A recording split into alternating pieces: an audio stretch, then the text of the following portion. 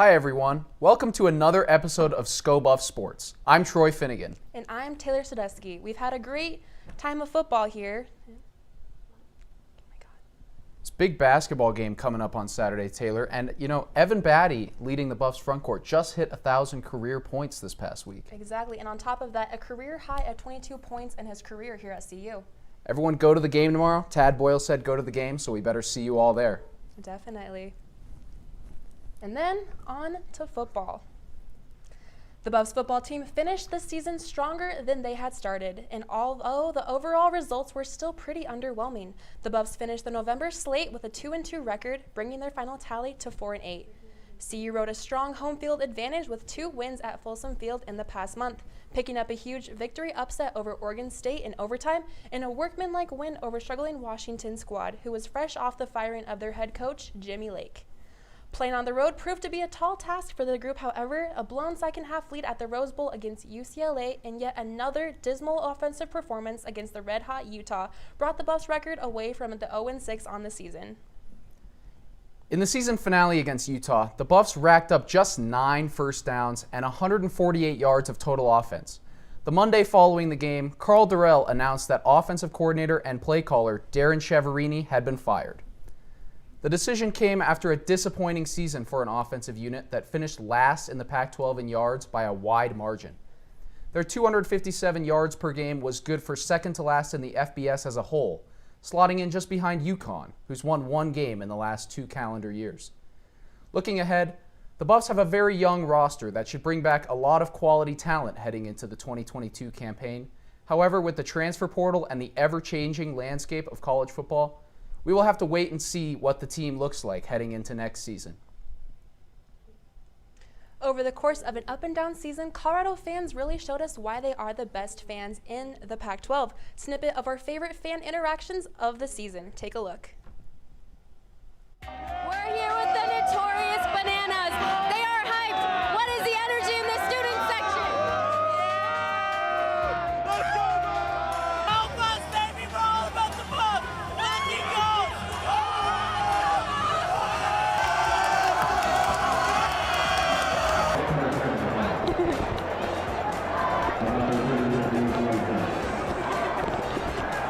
Perfect, thank you. Excited to see Ralphie run? Yeah, is that your best part?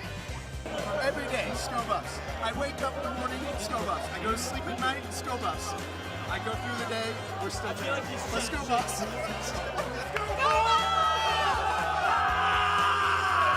Buffs! Let's go!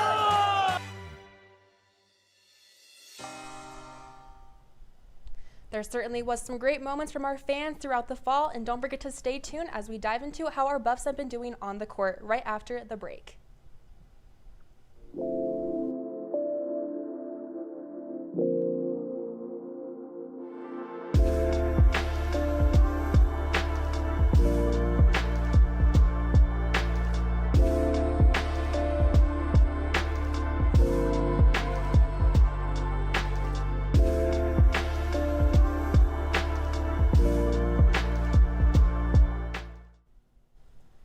It's been an up and down start for Tad Boyle's bunch to begin the year. Coming off of a banner year for the men's basketball program, this young Buffs squad that includes plenty of new faces has been through the ringer against their non-conference schedule.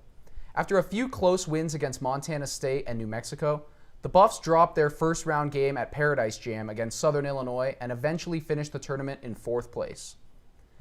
Starting off conference play in the last week, CU picked up a big win over Stanford and fought hard to stay in the game against an extremely talented and experienced UCLA team that is heavily favored to win the Pac-12. The Buffs appear to be turning the corner as they head into the meat of their schedule, beginning with a massive tilt against 13th-ranked Tennessee on Saturday in Boulder. The women's basketball team is off to a great start this month, holding off an undefeated record. The Buffs have stacked up 7 wins against a variety of teams, including Oklahoma State, Wisconsin, Marquette, and a close game against Louisiana Tech. Maya Hollingshed has been a bona fide superstar for the Buffs, both sides of the ball, raking up 3 double-doubles and averaging over a steal and a block per game. The Buffs' non-conference schedule lightens up in the coming weeks, where they will be seeing Dixie State on the 3rd of December, Southern Utah on the 7th, and SMU on Friday the 17th. Heading into conference play, the Buffs have a huge opportunity in front of them as the rest of the Pac-12 is not off to a hot start. Arizona and Stanford are back as the powerhouse, and the Buffs are looking to cement themselves on the tier of that conference. They're off to a great start, so hopefully they can keep up the momentum the rest of the season.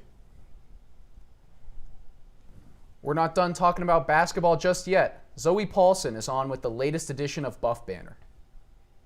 Hey there, Buffs fans. It's Zoe Paulson coming at you with another edition of Buff Banner. As I was reflecting on the month of November, I realized how lucky we are. A month where we get to watch both football and men's and women's basketball. But when I go to basketball games, it's not hard to notice that football is certainly more popular amongst CU students. But why? Tonight, I'm going to make an argument that CU should be a basketball school more than it is a football school. On average, Folsom Field hosts 51,000 fans per game. Combine that with record student attendance on Ralphie Six's debut, and you have a seriously large fan base. Men's basketball, on the other hand, can expect 10 or 11,000 fans once we get closer to the end of the season. And women's basketball has abysmal numbers, averaging 2,000 to 3,000 fans when the games are important. This is a serious difference. But I would argue that Buffs fans and students need to start showing up and cheering on our basketball teams. Being a Buffs football fan has led to lots of disappointment over the last few years. Disregarding the COVID season when we ended 4-2, the Buffs have not had a winning season since 2016. But men's basketball, things look very optimistic every year. We have not had a losing season since 2014. Women's basketball has a similar trend, with winning seasons every year since 2017. This year, the men have lost only twice, and one of those was to UCLA. The women remain undefeated. So far this season, we have not seen more than 7,000 fans at a men's game, and the biggest crowd at a women's game was barely 1,000. If you have ever been to a CU basketball game, you know that the atmosphere is incredible. Fans are cheering, games are intense, and more often than not, we win. I'm not saying that basketball should draw more fans than football. Football games are less frequent, and the stadium is significantly bigger. But I want more out of the Boulder fan base. This is a call to all you Buff fans out there. We want to see you at all of our sporting events, not just football. Thanks, guys. Back to you at the desk. Thanks, Zoe. With both of our basketball programs on the rise, there is no question that they deserve our full support as students. Don't go away. We'll look back at the best moment from November in CU sports right after the break.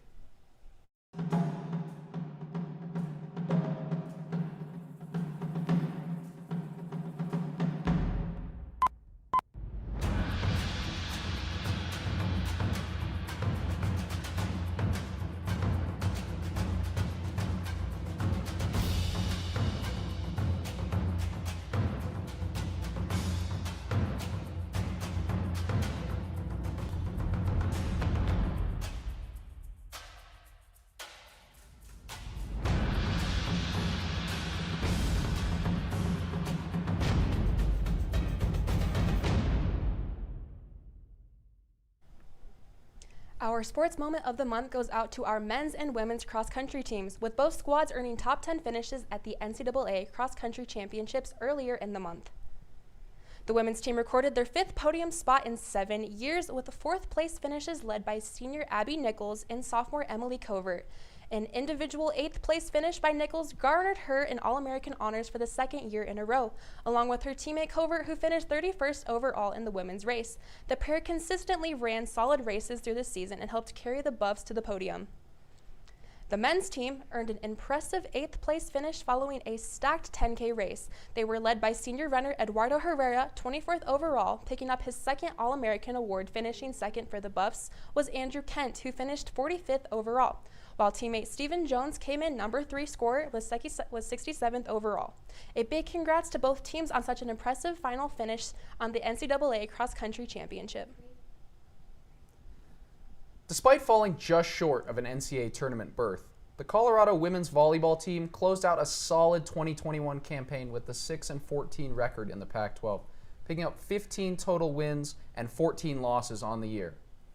As a tight-knit group of key players for the Buffs, Brenna DeLuzio, Jenna Ewert, and Maya Tabrone helped set the tone early in the season, as the Buffs picked up big wins in all 3 of their invitational tournaments. They upset top-ranked Utah and dominated Oregon State, USC, and Cal at the start of Pac-12 play, but fell into a losing streak for most of their October and November matchups. As leaders of the squad this season, DeLuzio, Ewert, and Tabrone were named All Pac-12 Honorable Mention this past Monday. Ewert, along with fellow senior players Taylor DeProse and Zoe Neverdowski, played their last season for the Buffs as they prepare to graduate in 2022. Following their final match of the season, head coach Jesse Mahoney said that despite ending things on a loss, he was proud of the team's effort and will miss the contributions of Zoe, Taylor, and Jenna to the program. Looking back on this season, the women's soccer team was certainly one for the history books. As preseason kicked off back in August, one of the year's highlights came when fans packed Prenup Field for the home game against #1 ranked Florida State. Though FSU nearly edged the Buffs 2-1, it was an incredible early showing for the team, and the energy definitely carried over in the matches that followed. The season was filled with exciting overtime thrillers, including wins over Colorado College and Oregon State Beavers. In the final weeks of the Pac-12 play, they came out on top over Arizona on the road and earned a hard-fought 1-1 draw against the Utah Utes. Ultimately, the Buffs finished with an overall record of 8-7-4 and led by key players Hannah Schartz, Sinead Hopcroft, Kaylee Webb, and Shyla James. Hopcroft, who you may remember from last month's show, grabbed national attention by scoring a bicycle kick against Stanford earlier in the season. Along with Schartz and James, the trio of Buffs landed Pac-12 individual postseason accolades and garnered some of recognition for the 2021 squad, which will be back and better for redemption next year.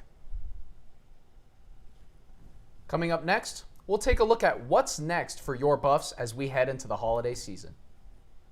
Who's the biggest Buff fan here? Me! That guy.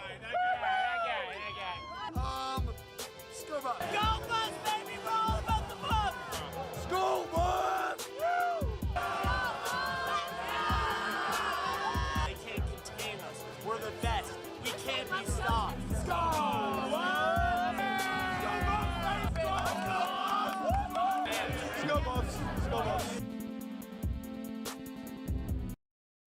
Football season wrapping up last week, it also means an end to Ralphie Six's inaugural season. She was definitely in the bright spot of a lackluster season, and we cannot wait to see her here in Folsom in the weeks to come. For this week's tweet, let's take a look at her view that we don't get to see of her usually.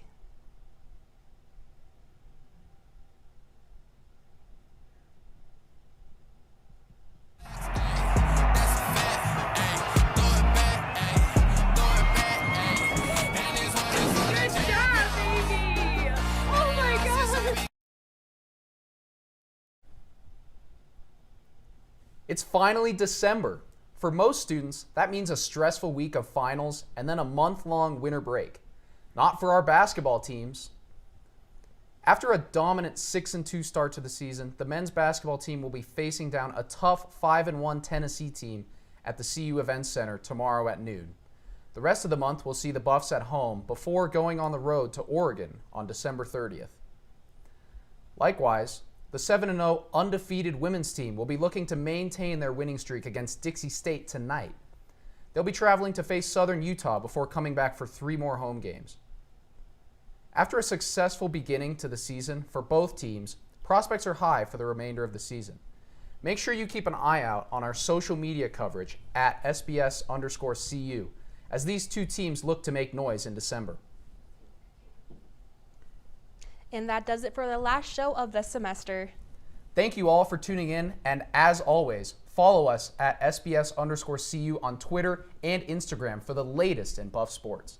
We will be seeing you back here on our YouTube channel for the next live show coming up in January. And as always, Sko Buffs!